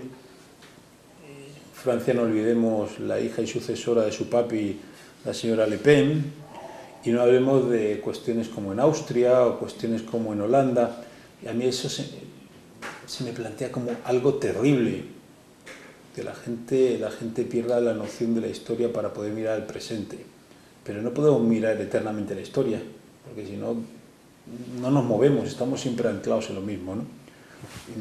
Y a mí, ¿qué me van a contar que soy historiador? Yo recuerdo cuando estudié mi primera carrera, yo estudié ingeniería en Alemania, en Colonia, y le decía a mi padre, yo quiero estudiar historia. Hijo mío, eso no vale para nada. No, sí vale, papá, sí vale. Y cuando estudié Derecho, ya estaba con la historia del Derecho porque me encanta. Y si pudiera haber estudiado historia desde el principio, habría sido el tío más feliz del mundo. Lo soy ahora. Pero no podemos estar mirando siempre al pasado, porque ahí nos quedamos. Hay que mirar al futuro. Hay que tener las cosas muy claras. En la vida una persona tiene que tener media docena de cosas, que no son muchas, pero las tienes que tener muy claras. Y yo tengo muy claro lo que ha sido el mundo de Israel, también el mundo del Islam, porque lo he estudiado. Para poder opinar uno tiene que estudiar. Opinará bien o mal, porque opina desde su conocimiento, pero tiene que estudiar su pasado. Y yo soy muy amigo de José Antonio Escudero, mucho, pero también le digo, José Antonio, yo en eso no estoy de acuerdo, y estoy muy de acuerdo con la tesis racial, y la he puesto aquí y la seguiré poniendo en el futuro, porque me parece fundamental tener muy claro qué es lo que ha pasado, para que no vuelva a pasar. Yo soy republicano, a mí es que ¿qué voy a contar? Acepto la monarquía porque hay que aceptarla, como también acepto otras muchísimas cosas, pero bueno. Dice, nadie lo planteó. Hubo una persona de todos los que estábamos allí que lo planteó, y como nadie le hizo caso, pues seguimos hablando de otros temas. Y también es cierto que hubo una serie de personas que fueron los llamados a negociar aquello de la Constitución que actualmente tenemos en España y de la cual yo me siento orgulloso, ¿no? Pero nadie se planteó aquello de la mujer, como nadie se planteó otras cosas. Hay una doble discriminación. Uno dice, no, es que hay una discriminación del hombre con respecto a la mujer. No, hay dos. Hay una discriminación por edad y una discriminación por sexo. ¿Por qué tiene que ser el mayor? ¿Por qué no puede ser el más pequeño si está más capacitado? ¿O por qué tiene que ser el hombre y no puede ser la mujer? Señoras, ¿ustedes son más tontas que nosotros los hombres? La que diga que está de acuerdo con esto deja de tener mi amistad. O sea, ustedes son igual o incluso hasta más capacitadas que nosotros. ¿Por qué eso es así? Porque en ese momento no se plantea de otra forma. ¿Por qué esto de los estatutos de limpieza de sangre, cuestión racial y no otra cuestión? Porque básicamente nadie se planteó que pudiera ser de otra manera, y cuando se presenta de una manera distinta, como es por el señor Netanyahu, surge la polémica. Como cuando se publica algo que rompe los esquemas. Yo el año pasado saqué un libro sobre las exploraciones a la Alta California, y siempre se decía lo mismo. Se inventó un disco y todo el mundo escuchaba la misma música, y cuando yo quiero hablar de la Alta California siempre está la misma música. Oiga, ¿y por qué no va al origen cuando se escribió la letra y el sonido? A lo mejor resulta que es distinto. Pues anda, resulta que hay una provincia dentro de la Nueva España que se llama Alaska. Una provincia que se llama Alaska, pero ahí no estaban los rusos, sí, pero era una provincia de la Nueva España, ocupada durante un tiempo por los españoles. Y cuando uno me habla de Vancouver, todos habrán oído hablar de la isla de Vancouver, etcétera. No, eso era Nutka. Y hasta los tratados con Reino Unido del 1792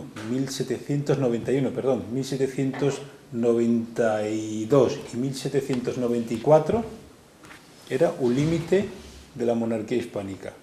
pues todo esto funciona igual. Si no llega una persona que dice, oiga, yo voy a investigar realmente qué es esto de la discriminación histórica, todos contamos la misma música. Y como suena bien, ¿para qué vean? No. Y como consecuencia de la investigación, no. Y señor Escudero y señor etcétera, Domínguez Ortiz y otros tantos, pues no. No, es que usted está atentando contra lo que yo... ¿Y qué? Y otro vendrá detrás y dirá lo contrario. Si es lo bonito de la investigación de la universidad. Y además, surgirá gente que te ponga verde y que te diga de todo y este tío, no sé. ¿Qué le vamos a hacer? Sí, es lo que hay que hacer. Estoy totalmente de acuerdo con usted.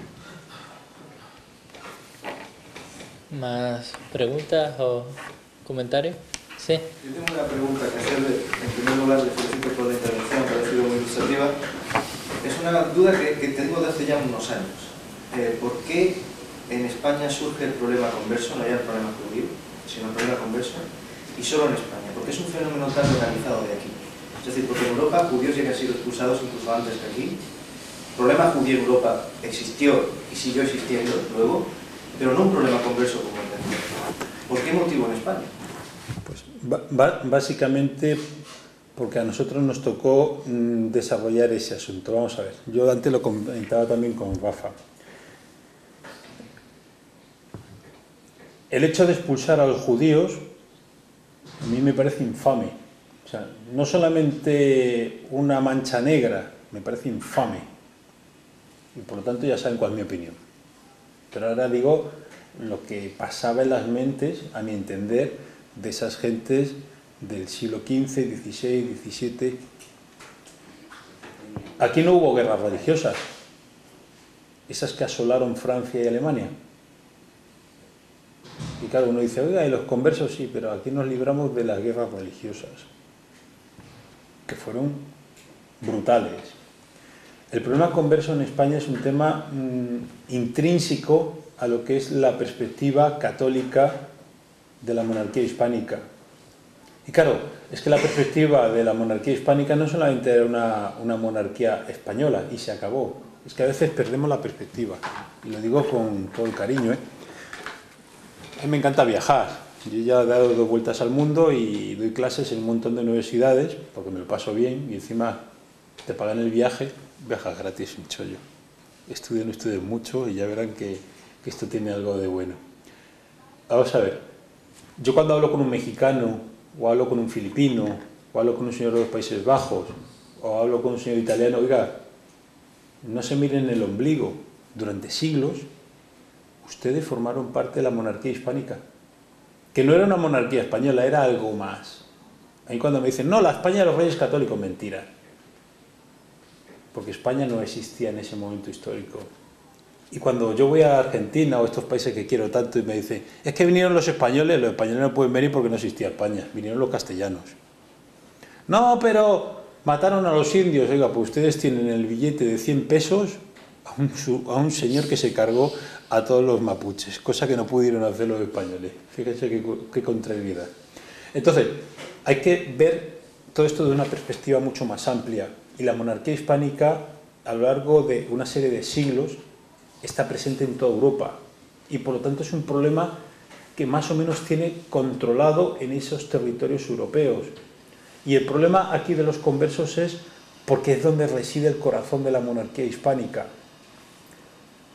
Una cosa, a mí me encargaron un estudio muy divertido sobre el peso de Aragón en la monarquía hispánica frente a Cataluña, Valencia y otros territorios. Saben ustedes que la corona de Aragón, desde ese matrimonio entre Petronila y Ramón Berenguer IV, es una creación de 2 territorios históricos, Aragón y Cataluña, y que luego posteriormente se proyecta por el Mediterráneo.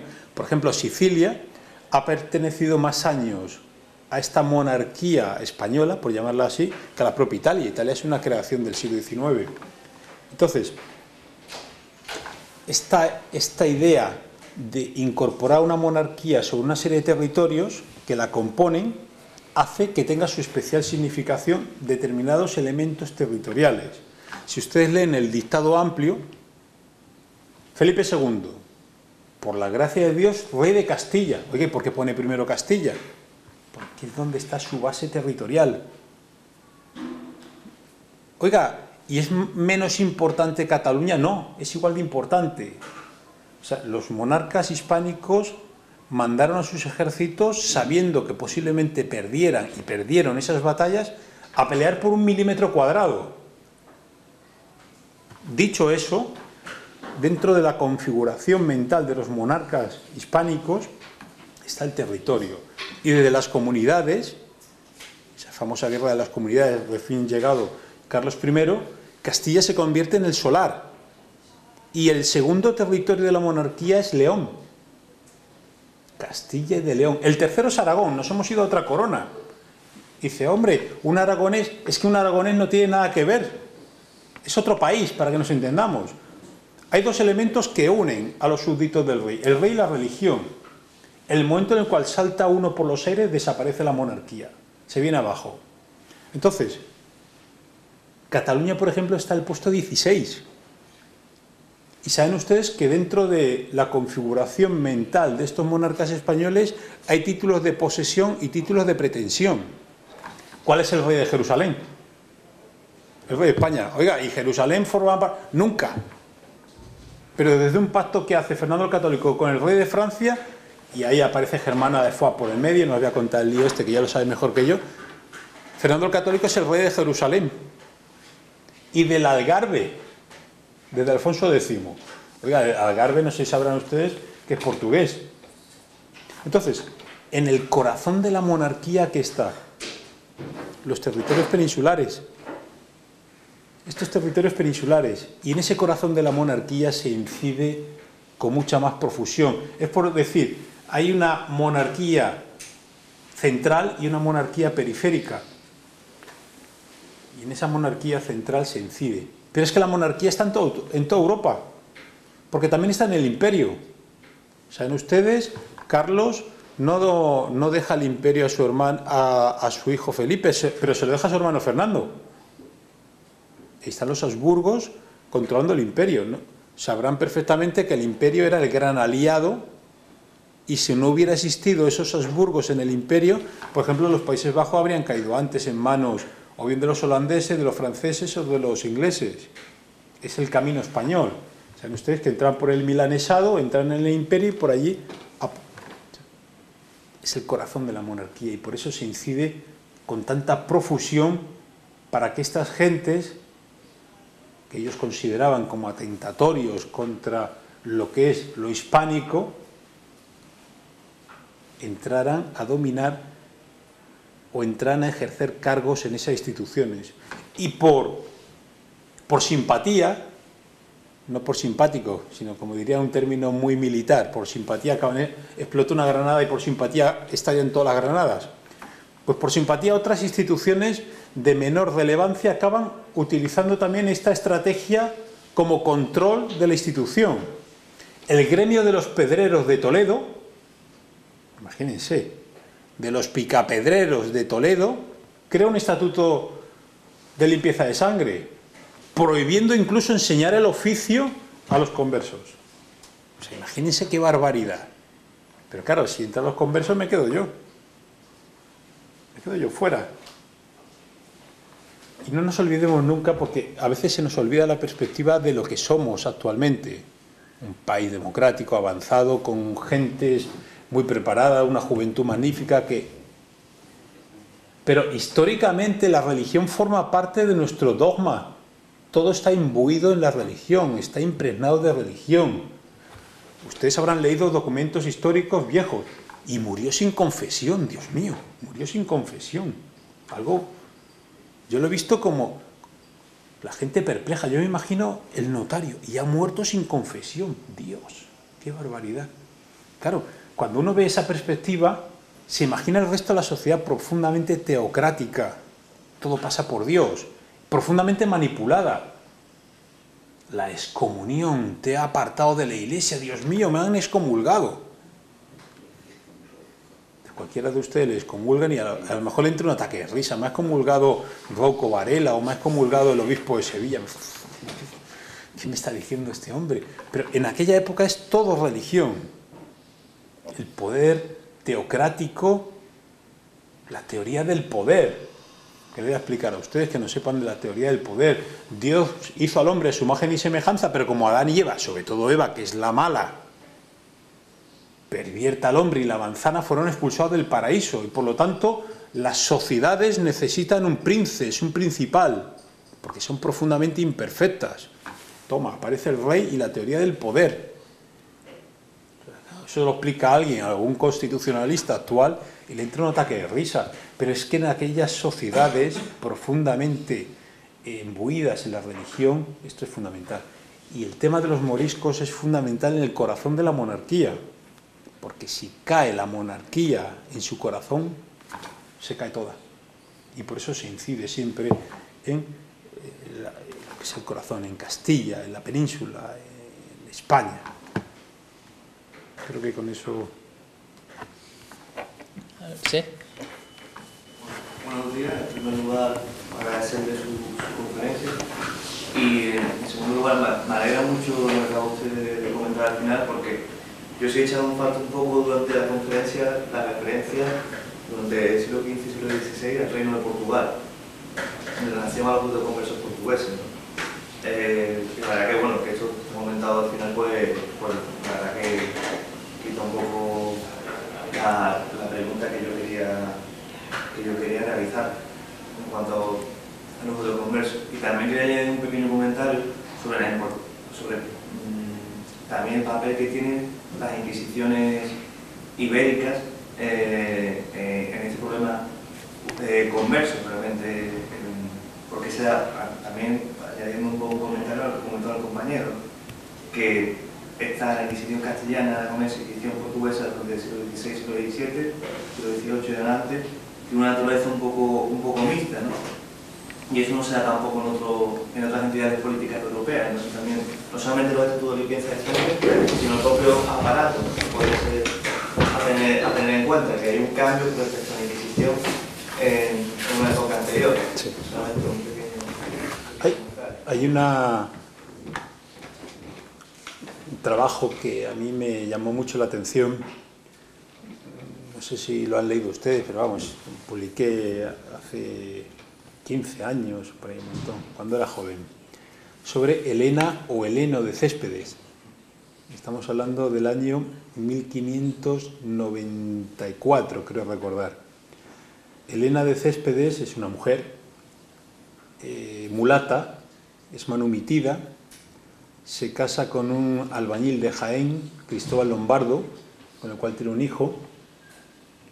Es una mujer lesbiana,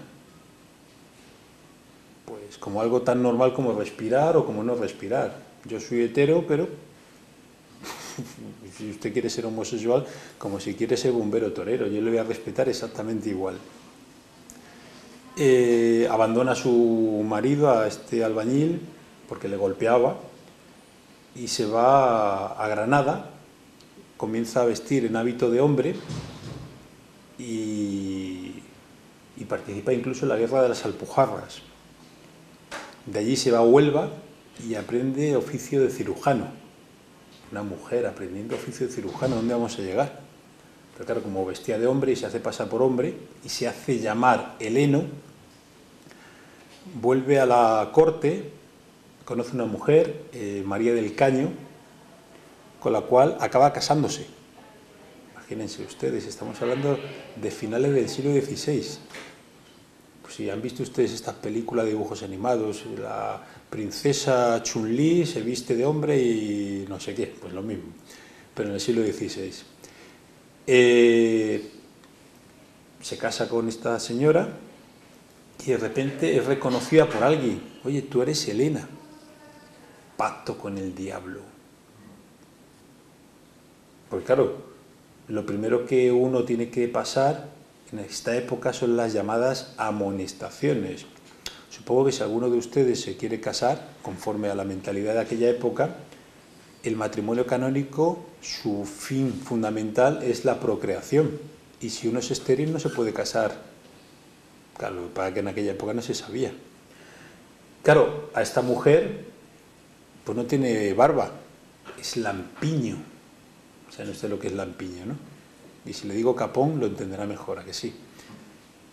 Bueno, pues pasan las amonestaciones porque como había aprendido oficio cirujano se había implantado un pene y le autorizan a casarse con María del Caño. Claro, sufre todo eso con la medicina del siglo XVI. ¿Saben ustedes de qué se le acusa? Pacto con el diablo, pero porque había tenido relaciones con una mujer bruja conversa, judía conversa. Eran los judíos, claro que sí. ¿Quién si no va a ser? Tenían que ser los judíos. No puede ser que esta mujer simplemente era homosexual y le encantaba tener relaciones con señora, algo tan natural como la vida misma. No, es que había sido una mujer bruja judía conversa la que le había corrompido, la que había conseguido esto. El tema de la Inquisición es de lo más sugerente, porque sobre ello uno se pone a leer y dice, bueno, aquí se ha vuelto loco, bueno, usted lo sabrá, que le voy a contar, aquí se ha vuelto loco el que ha inventado todo esto y lo que más allá. Se olvida de la mentalidad de la gente del siglo XVI. Una bruja judía, no podía ser una bruja cristiana. Eso no puede ser, claro. Y como ya no hay judíos, porque se han sido expulsados, pues converso, claro. Los conversos, esos que no dejamos entrar en las instituciones, que no dejamos entrar en ningún sitio. Y algo fundamental de la Inquisición, desde la bula de Sixto IV hasta 1834, se tuvo que morir Fernando VII, tenemos Inquisición, pero no es siempre la misma Inquisición. Hay una Inquisición hasta el siglo XVIII y otra Inquisición a partir del siglo XVIII. Sigue siendo una institución sangrante, pero son distintas inquisiciones, por lo menos a mi entender, en el modo de funcionar. Insisto, antes, durante y después malas, pero no son las mismas, ha evolucionado. Y es curioso, uno de los grandes éxitos de la Constitución de 1812, usted habrá estudiado a Muñoz Torreno, que es el propio sacerdote atacando directamente a la Inquisición y consigue meter estas reformas que consiguen, por ejemplo, que en ese periodo que va entre el 12 y el 14, todo lo que tenga que ver con la Inquisición desaparezca de las iglesias y que luego posteriormente pues todo vuelve a ese rancio lugar con la vuelta del deseado, pero sobre ello podemos estar hablando largo y tendido. ¿Sí? Yo, por añadir rápidamente alguna apreciación a lo que ya los compañeros han estado comentando, también pues yo creo que el elemento militante de la religión en la península también es importante. Es decir, durante 8 siglos continuamente lo que hay es una guerra de frontera contra el Islam. Hay que ser, yendo un poco más allá, y se están produciendo también muchas relaciones de poder, muchas relaciones que escapan a la religión, que son complejas y que hay relaciones sociales, por supuesto. Las ciudades de la frontera son siempre complejas y son siempre, en ese sentido, son mucho más interesantes quizás de ciudades a lo mejor del interior, que quedan un poco más al margen de esas fluctuaciones que se están dando. Y se me ocurre, pues, por ejemplo, el caso de Santa Teresa de Jesús cuando se propone para protectora de la península, ¿no? Que no se quiere a una santa que está todo el día rezando, se quiere a Santiago que mata moros y que está continuamente con su espada beligerante, ¿no? Es decir, ese es el sentimiento también. Por eso, pues, estas son las tesis de Werner Thomas, ¿verdad? De la represión del protestantismo en España y que tienen tanto interés para lo que se está hablando ahora, ¿no? Claro, es que el mundo medieval es un mundo complejo. Por ejemplo, algo que nos llamaría mucho la atención ahora es la carencia demográfica. Desde ese famoso desierto estratégico del Duero, del cual nos hablaba Albornoz y otros tantos, hasta la fijación de las fronteras, ¿no? Las fronteras son siempre algo efímero, algo que cambia constantemente, ¿no? Y seguirá cambiando por lo menos hasta la Baja Edad Media, ¿no? Es curioso, yo he trabajado el tema de los fueros, y hay fueros de lo más curioso, los fueros de frontera. Actualmente, imagínense a cualquiera de ustedes que les hayan condenado a muerte y le dice, oiga, pero si usted se va a vivir al castillo de Segorbe, le conmutamos su pena de muerte. ¿Verdad?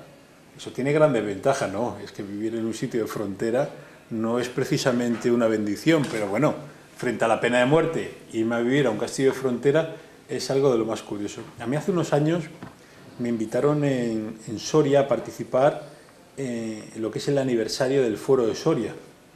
Claro, mis palabras comenzaron diciendo: gracias por invitarme, Soria me encanta, es un lugar precioso, pero no celebramos el Foro de Soria, celebramos que Soria decide abrazar como nuevo derecho el foro de Alfonso X, el foro real, que es un foro distinto al primitivo foro de Soria. Digo, pero es que esto ya lo publicó el profesor Rafael Gibert hace como unos 30 años. Bueno, a lo mejor no se ha enterado todavía, me lo pasé en grande, ¿no? Porque claro, si lanzas la polémica al principio ya la gente participa y se involucra mucho más, ¿no? El mundo medieval es un mundo maravilloso. Ni los cristianos eran los buenos, ni los musulmanes lo eran. Es una época de frontera, de enfrentamiento. Además, en el mundo cristiano existe la idea de la tregua. En el mundo del Islam no existe la tregua. Lo que sí se usaba era un término cristiano apropiado por los musulmanes para poder firmar esas treguas, esas paces. Pero bueno, insisto que de ello podríamos estar hablando largo y tendido porque es una época apasionante. Mi maestro, este famoso jesuita que yo citaba, el padre Gonzalo Martínez Díez, posiblemente uno de los mejores conocedores todavía vivos de esa época, aun a pesar de que ya tiene 90 años.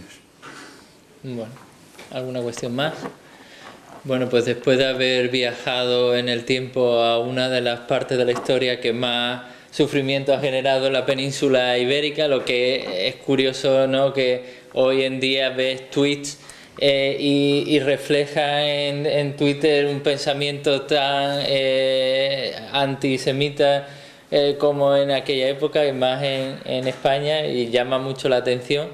Pues vamos a pasar a la siguiente conferencia. Vamos a hacer un receso de 5 o 10 minutos y la siguiente conferencia es la del profesor Francisco Javier Zamora Rodríguez, y hablará sobre entre la persecución del hebraísmo y la ambigüedad confesional en la monarquía católica de los Austrias de finales del siglo XVII.